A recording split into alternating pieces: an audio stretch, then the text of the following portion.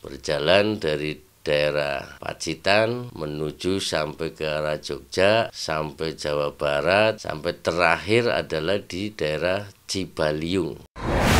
Jalan atau menjadi musafir tanpa dibekalin apapun kecuali garam. Tatkala berjalan ataupun kita udah lepas dari satu titik, jangan pernah nengok ke belakang, harus ke depan. Karena kalau nengok ke belakang terus ke depan nanti perasaannya masih jauh, jadi itu yang akan menggagalkan itu.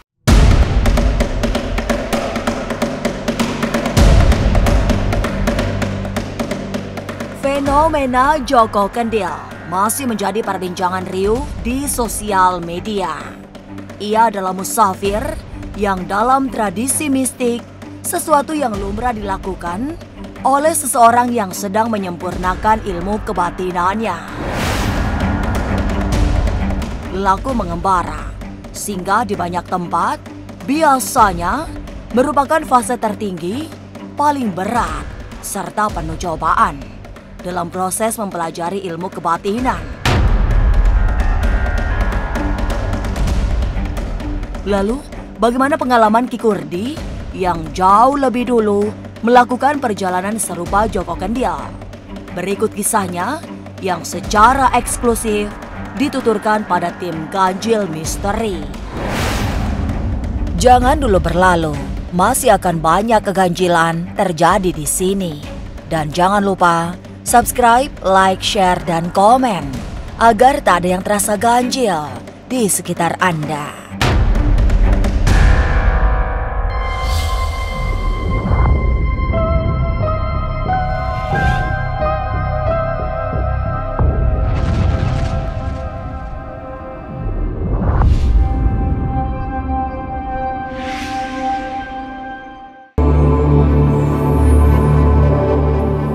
Sosok Joko Kendil memang sedang viral di mana-mana.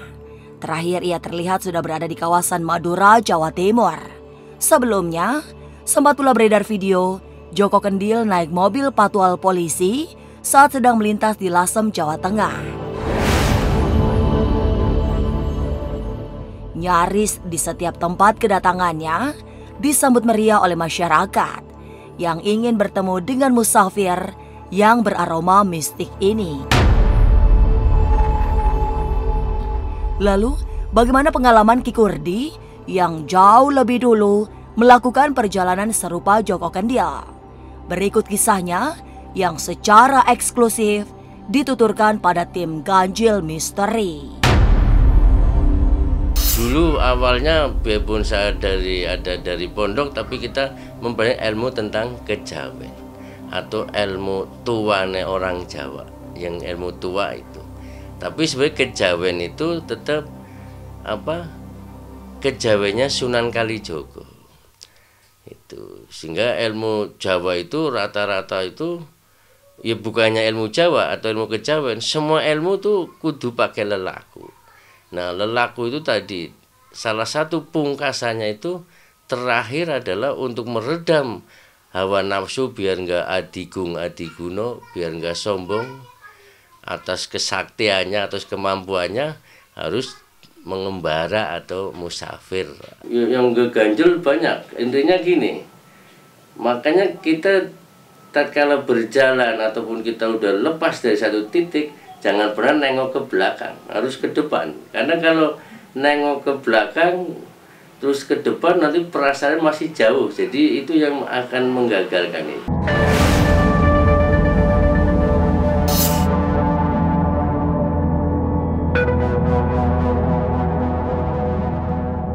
Lelaku seperti yang dijalani Joko Kendil bukan sesuatu yang baru, karena Ki Kurdi sudah melakukannya pada tahun 1985. Bahkan saat usianya belum mencapai 40 tahun. Saat itu, tugas yang diberikan oleh Mbah Dipo yang merupakan guru spiritualnya adalah keliling Jawa, menemui 9 titik yang diselesaikan sepanjang 19 bulan. Ki Kurdi ingat, lelaku menjadi musafir adalah pendadaran terakhir yang sangat sulit karena tidak diboleh membawa bekal, terutama uang, selain diberi garam batangan. Dan seperti Ki Joko Kendil yang akan mengakhiri pengembaraannya di Gunung Muria, Ki Kurdi menyudahi lelakunya di Gunung Karang, Pandeglang, Banten. Pungkasannya adalah dengan jalan atau menjadi musafir tanpa dibekalin apapun kecuali garam. Dulu ada garam, garam bata atau garam yang keras itu. Itu saya masih ingat dibekalin kurang lebih 6 gelondong. Ya, dibekalin garam untuk bekal tatkala kita kondisi lapar, atau kalau minum di mana saja, apa ketemu kali ya minum air kali. Tapi kalau makan kita dengan minta-minta atau bekal, tatkala bekalnya sudah habis kita minta-minta bekal atau bentuk beras. Tapi tatkala dikasih uang kita tidak menerima, hanya beras. Kalau sudah cukup mungkin setengah karung, kita nggak minta, tetap jalan. Begitu lapar kita cari ketebok pisang sampai ketemu orang yang punya korek atau punya apa untuk menyalakan api untuk memasak nasi dengan pakai ketebok pisang itu.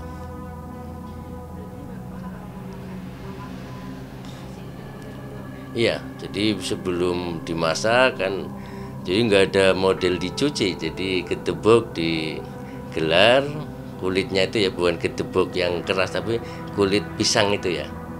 Terus kita kasih beras segegem atau 2 genggam, kasih garam, terus diikat atau ditekuk kayak orang Jawa bikin lepet atau bikin apa itu yang diikat, baru dibakar. Setelah gosong udah lama, nah, itu udah mateng. Biarpun ya mateng nggak seperti kayak masak nasi di panci atau di kuali, jadi setengah mateng lah, tapi ya enak dan menyehatkan. Berjalan dari daerah Pacitan menuju sampai ke arah Jogja, sampai Jawa Barat, sampai terakhir adalah di daerah Cibaliung. Jadi kalau masalah wilayah Pandeglang pun saya alhamdulillah sudah kita jelajahin, termasuk yang naik ke Gunung Karang yang ada sumur 7-nya. Ya, sebenarnya ini ada kaitannya dengan perintah ya, perintah dari alam goib sana ya, yang ada di kodam-kodamnya Joko Kendil, ataupun perintah dari seorang gurunya.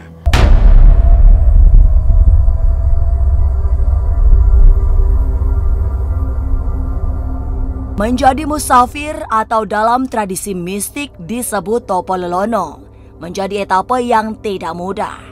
Biasanya memang bagian paling sulit, sehingga ditempatkan di akhir sebuah perjalanan batin. Tujuan tirakatan model ini adalah menyempurnakan seluruh ilmu yang sudah diturunkan oleh guru spiritualnya. Tujuannya adalah untuk menyempurnakan ilmu yang kita pelajarin, di mana setelah kita melakukan kegiatan atau tingkatan keilmuan.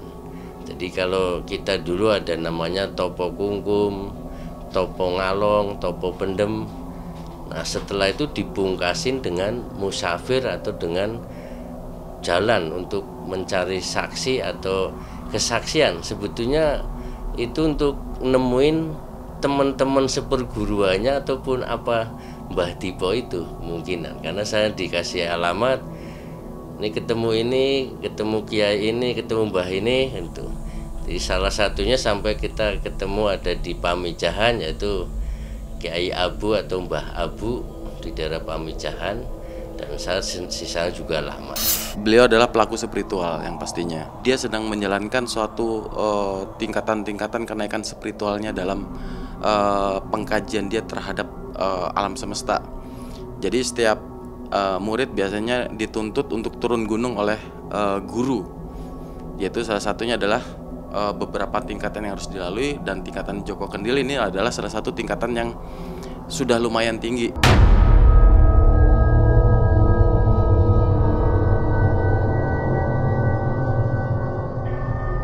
Perjalanan lelaku Ki Kurdi 37 tahun silam diingat sebagai pengalaman spiritual paling berat. Lelaku itu kini viral dijalani oleh Ki Joko Kendil yang konon menumpang macan putih. Tapi benarkah dulu Ki Kurdi juga dijaga 2 naga liong kembar? Jangan dulu berlalu, masih akan banyak keganjilan terjadi di sini. Dan jangan lupa subscribe, like, share, dan komen agar tak ada yang terasa ganjil di sekitar Anda.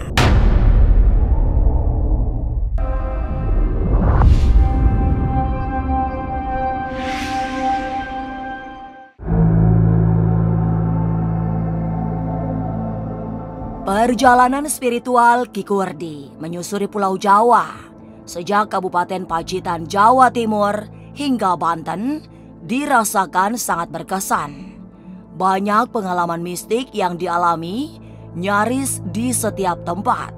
Tapi seperti Ki Joko Kendil yang disebut-sebut mengendarai macan putih, Ki Kurdi dijaga oleh 2 naga kembar.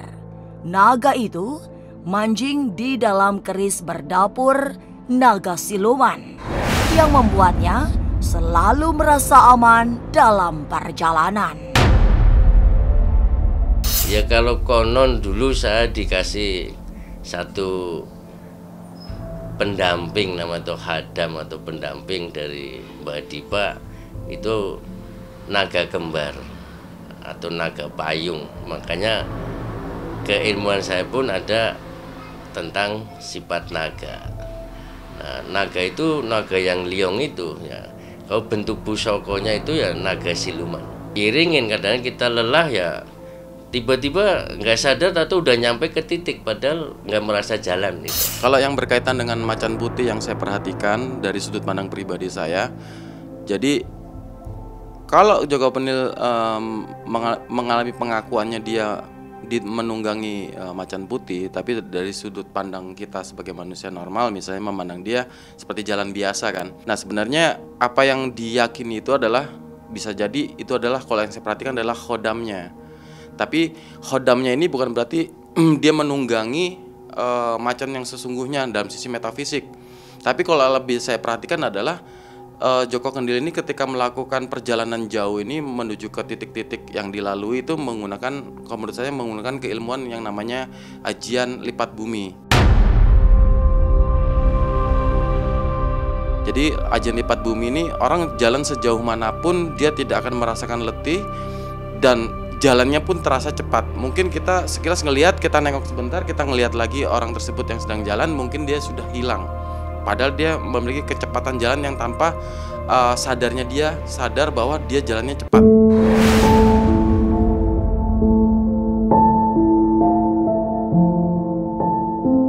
Ki Kurdi termasuk murid Mbah Dipo yang sangat beruntung karena dibekali pusaka naga siluman.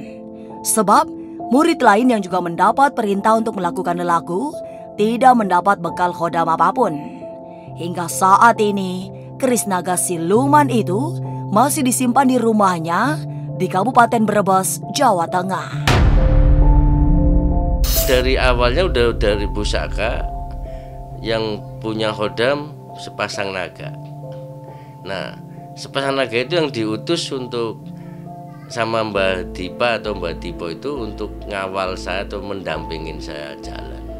Dan tidak semua yang dilepas waktu itu karena beberapa orang yang didampingin oleh sepasang naga. Bentuknya pusoko. Nah, pusoko itu ada di rumah yang di sana, yang di Brebes. Udah menjadi pusaka dan khodamnya tetap ada di sini, cuman bentuk rumahnya kan tetap bentuk pusaka. Menjadi musafir sebagai sebuah lelaku adalah perjalanan spiritual paling mistik. Tapi bagi Ki Kurdi, rangkaian tirakatan panjang ini memang sudah sangat berat sejak awal. Sebab sebelum melakukan perjalanan keliling Jawa, ia sudah harus bertapa di banyak goa di sepanjang pesisir selatan Tapi tapa berata paling berat ia rasakan saat harus melakukan topo ngalong, bergantung secara terbalik di atas pohon. Sing paling berat sebenarnya sebelum jalan kaki atau sebelum menuju dari Jawa Timur ke Jawa Barat, itu pada saat topo ngalong. Itu sangat berat karena kita digantung, kaki diikat, terus kepala di bawah, dan itu tidak makan apapun, hanya kalau ada embun yang nempel itu, jadi memang tidak makan. Itu yang menurut saya paling berat. Kalong itu karena saking beratnya 4 harian lah, kurang lebih 4 harian itu udah cukup. Menurut yang nyuruh atau kiai saya udah cukup.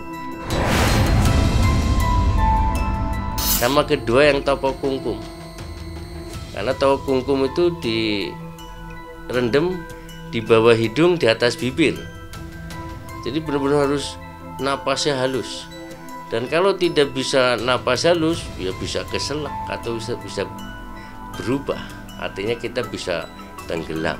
Waktu topo kungkum saya ada di daerah, dulu di Pacitan ada namanya daerah Teleng. Teleng itu laut, tapi kalau sekarang nggak tahu namanya apa, pantai apa.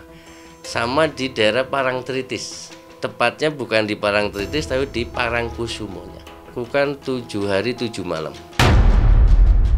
Topo kungkum ini dulu saya pernah melakukan 40 hari itu dari jam 12 sampai jam 4 subuh. Jadi topo kungkum ini melakukannya itu di sungai, kita berendam sampai segini. Terus kita badan itu di air. Nah ini topo kungkum ya. Jangan sampai topo kungkum ini gagal ya. Kalau gagal sehari berarti nggak lulus.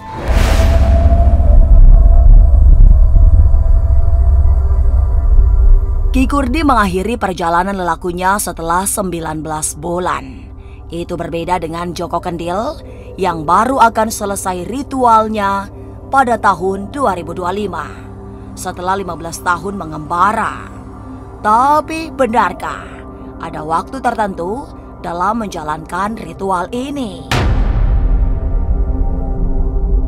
Jangan dulu berlalu, masih akan banyak keganjilan terjadi di sini. Dan jangan lupa subscribe, like, share, dan komen agar tak ada yang terasa ganjil di sekitar Anda.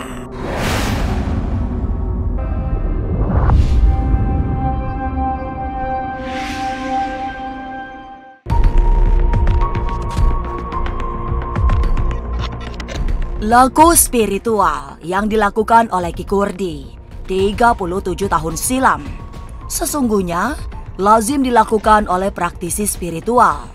Bukan hanya Joko Kendil yang pernah melakukannya. Bahkan Ki Candan Langit pun pernah menjalaninya meski dalam rentang yang lebih pendek. Tapi memang laku lelono tidak bisa dilakukan oleh sembarang orang karena sifatnya yang sangat mistik sekaligus berat untuk dijalani. Banyak. Bahkan kalau teman-teman pemirsa Ganjil Misteri ini kalau memperhatikan di Jawa tuh banyak. Kita bisa melihat, perhatikan di Jakarta maupun di Jawa itu pasti ada banyak orang-orang pelaku-pelaku yang tidak diketahui, seakan-akan dia menjadi gembel. Mereka ini sebenarnya menyamar. Itu kalau menurut saya orang terpilih. Ketika ada orang yang mau perjalanan spiritual yang pasti Joko Kendil lakukan, itu perjalanan tidak mudah. Saya pun pernah melakukan dengan istilah topo gendeng.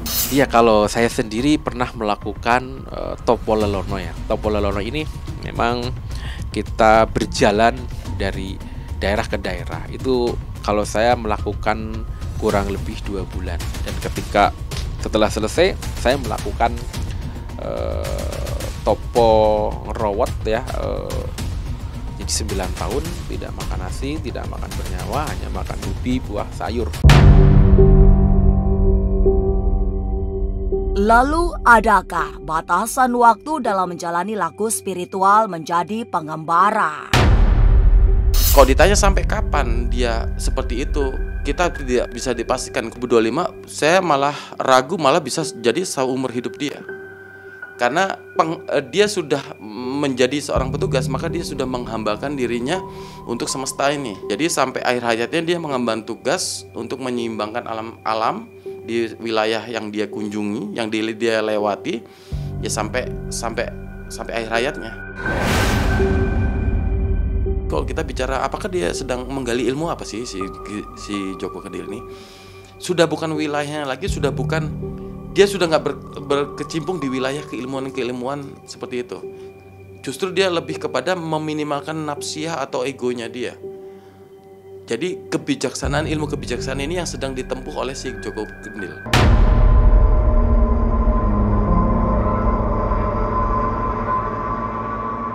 Lelaku musafir atau dalam tradisi mistik disebut Topo Lelono sejatinya bukan laku spiritual biasa. Sangat sinengker alias rahasia. Sehingga semestinya tidak banyak orang yang mengetahui, apalagi tirakatan model ini termasuk penuh dengan cobaan yang berat. Sebenarnya hal ini tidak perlu diekspos karena ini adalah salah satu rahasia juga seperti itu sebenarnya. Sebenarnya Ki Joko Kendil juga nggak mau diviralkan karena dunianya sudah milenial. Ketika melihat Joko Kendil lewat, anak ABG atau anak sekolah pun ngelihat, ini langsung divideoin. Sebenarnya satu sisi ini pekerjaan yang benar-benar privasi dan rahasia karena kaitannya dirinya dengan gurunya itu mengemban tugas untuk hal yang suci.